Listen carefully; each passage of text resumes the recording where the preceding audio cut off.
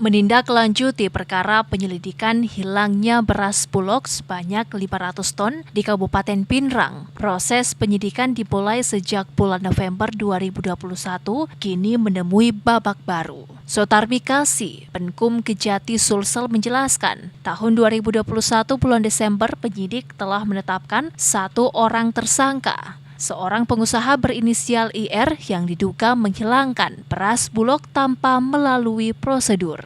Kejati terus melakukan pengembangan kasus melalui penyidik Pikdus Kejati Sulsel. Pada hari Senin tanggal 2 Januari 2023, Kejati Sulsel kembali melakukan pemeriksaan terhadap pimpinan cabang pembantu Bulog Pinrang tahun 2022 berinisial RW dan Kepala Gudang Lampa Kabupaten Pinrang tahun 2022 berinisial MI. Berdasarkan fakta hasil pemeriksaan yang didukung bukti yang cukup sehingga membuat terang tindak pidana dalam perkara, penyidik Pikdus Kejati Sulsel menetapkan RW dan MI sebagai tersangka serta melakukan penahanan kepada kedua tersangka.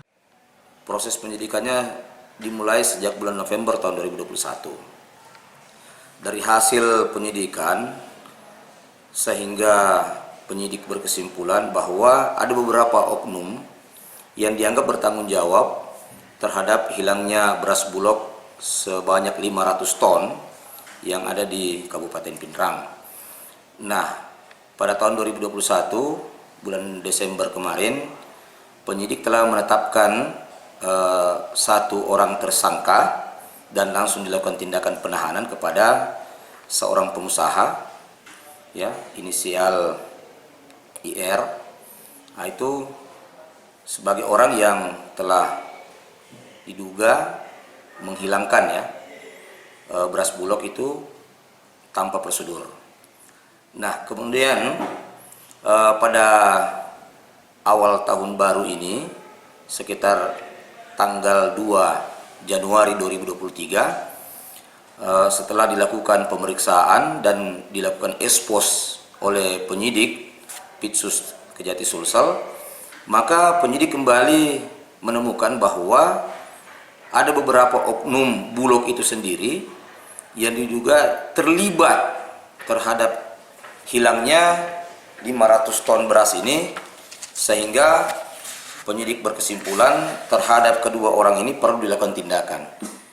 Atas perbuatannya dikenakan Undang-Undang Tindak Pidana Korupsi melanggar Pasal 2 dan Pasal 3, Jungto Pasal 9, Jungto Pasal 18 Ayat 1, Undang-Undang Nomor 31 Tahun 1999 tentang Pemberantasan Tindak Pidana Korupsi sebagaimana telah diubah dan ditambah dengan Undang-Undang Nomor 20 Tahun 2021 tentang perubahan Undang-Undang Nomor 31 Tahun 1999 tentang Pemberantasan Pidana Korupsi, ancaman hukuman 20 tahun penjara. Ardi, Fajar TV dan Fajar Radio melaporkan.